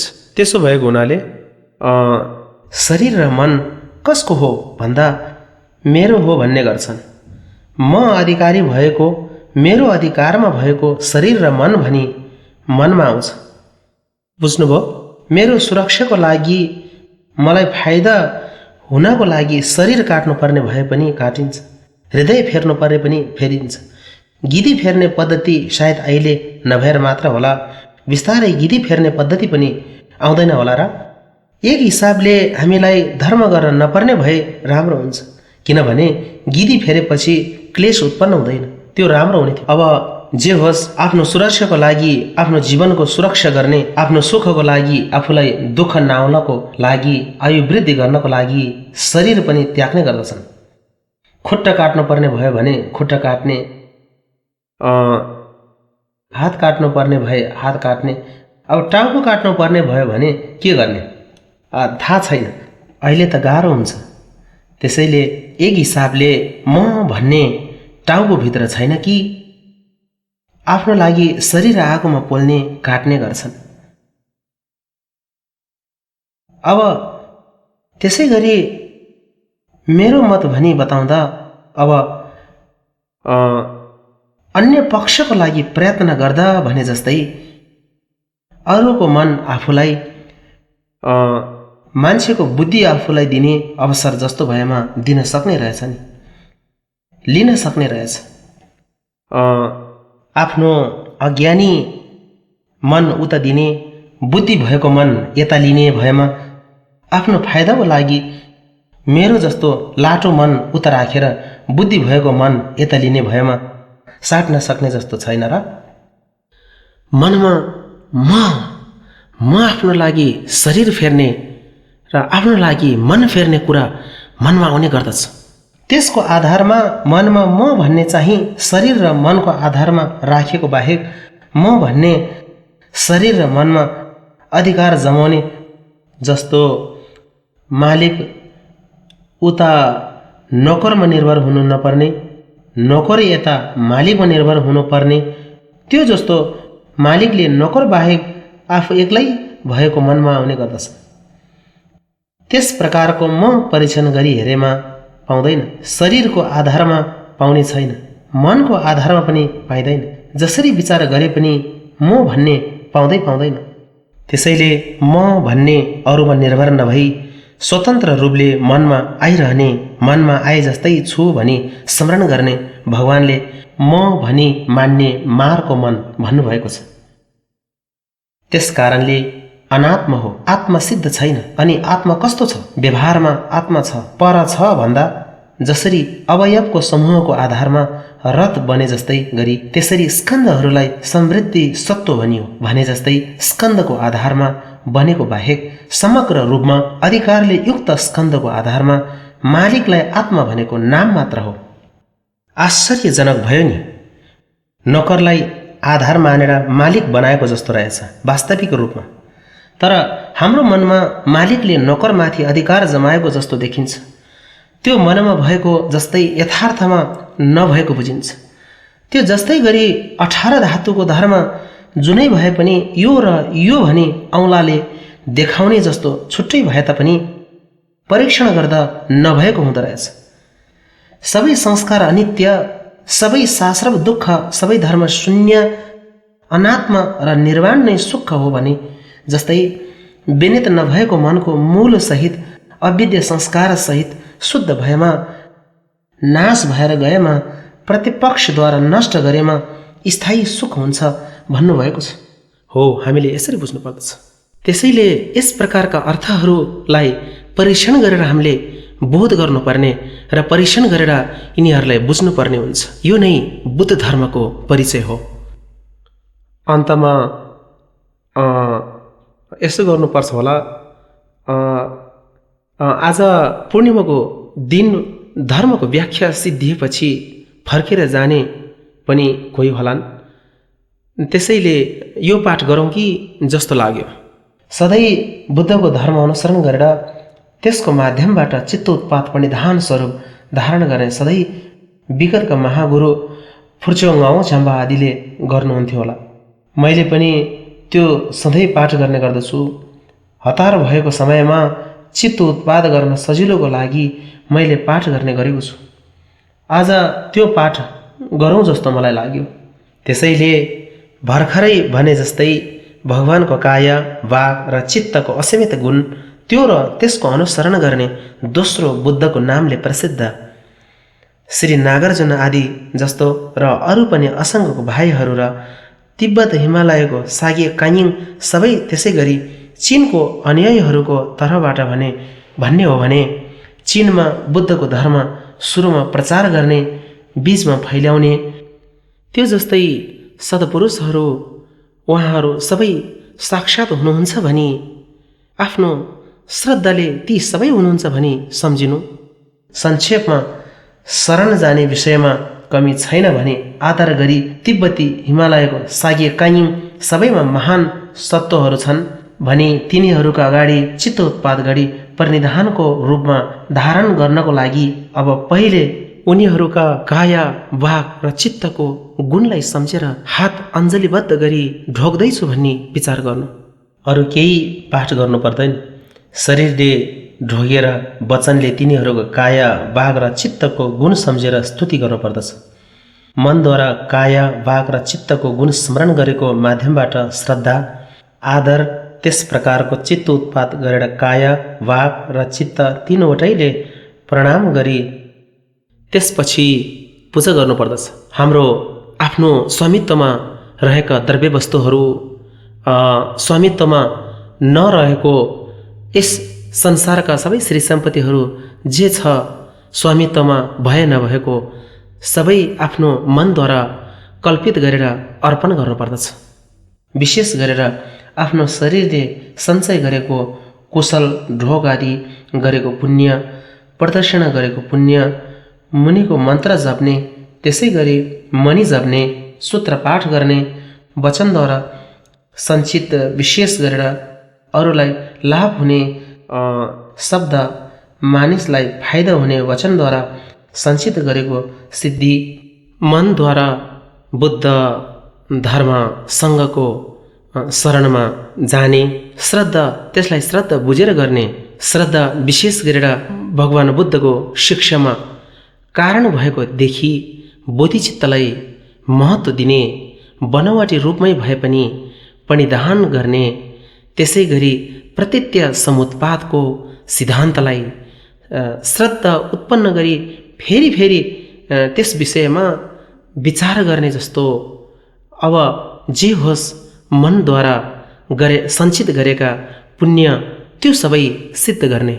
पूजा सामग्री स्वरूप जिन पुत्रहरूलाई बुद्ध तथा बोधिसत्वहरू सबैलाई चढाउँदैछु भन्ने आशयले त्यसपछि आफ्नो अधिकार भएको यो शरीर, वचन र मन तीनवटै आफ्नो अधिकारमा भएको स्वयं जिन पुत्र सहित प्रज्ञाको रूपमा जिन पुत्रहरूको अगाडि असीमित प्राणीहरूको लागि यो खुल्ला आकाश रहन्जेलसम्म फाइदा पुर्याउने कार्य गर्नेछु भनी चित्तोत्पाद गर्दै त्यस प्रकारको उदार चित्तले यो आकाश रहन्जेलसम्म अरूको हित गर्नेछु, जिनको लीलाको अङ्ग जस्तोले आफ्नै शरीर चढाउँछु भने जिन पुत्र सहित अरूको हित मात्रै गर्ने त्यसको कृतज्ञको लागि गर्नेछु भन्ने उहाँहरूका मत जस्तो छ त्यो सिद्ध गर्नेछु भन्ने विचारको माध्यमले शरीर चढाउने गरेमा उपयुक्त हुन्छ।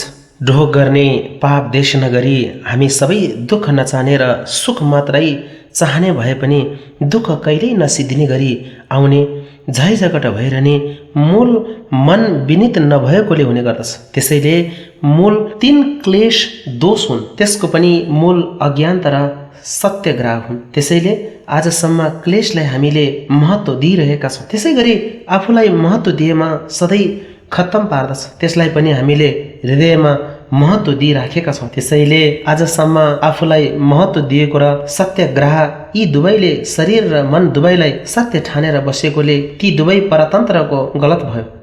त्यसको वशले आजसम्म शरीरको दोष र मनको दोषले सञ्चय गरेको त्यो सबै गलत भएको बुझेर, दोष भएको बुझेर पहिले सञ्चय गरेको दोष सबै भवचक्रको हेतुसहित पाप देश नगरी अब फेरि नगर्ने सम्बरको माध्यमद्वारा पाप देश नगरी त्यसपछि अनुमोदन गर्ने, ढोग गर्ने, पाप देश नगर्ने, अनुमोदन गर्ने व्यक्तिमा भएको गुणको अनुमोदन गर्ने, जिन पुत्र सहित जिनहरूको काया, बाघ र चित्तको गुणलाई अनुमोदन गर्ने। जबसम्म आकाश खत्तम हुँदैन तबसम्म सत्वको हित गर्छु भन्नु धेरै महान कुरा हो। धर्मलाई प्रज्ञाद्वारा अलग गर्न सक्नु धेरै महान कुरा हो। त्यस प्रकारको बुद्धको काया, बाघ र चित्तको गुण विशेष गरेर चित्तको गुणलाई अनुमोदन गर्ने गर्नुपर्दछ। त्यसै गरी सर्वज्ञताको भूमिमा जाँदै गरेको भूमिमा अवस्थित बोधिसत्वहरूको काया, वाग र चित्तको गुण सम्झेर अनुमोदन गर्ने गर्नुपर्दछ। त्यसै गरी सर्वाग प्रत्येक बुद्ध, अरहत, आर्य आदि उहाँहरूको क्लेशलाई दोष सम्झेर दोषको प्रतिपक्ष शून्यताको माध्यमद्वारा भावना गरी मोक्षको स्थान प्राप्त गर्नेहरूलाई पनि हृदयदेखि नै अनुमोदन गर्ने। त्यसै गरी मार्गमा प्रवेश नगरेका पृथक जन, सामान्य जन लगायतको कुशल हामीले देख्न सकिने सामान्य जनहरूले पनि परिधान गर्ने जस्तो, श्रद्धा गर्ने जस्तो तिनीहरू साँच्चै नै आश्चर्य हो। तिनीहरूलाई अपमान, अहङ्कार, ईर्ष्या र प्रति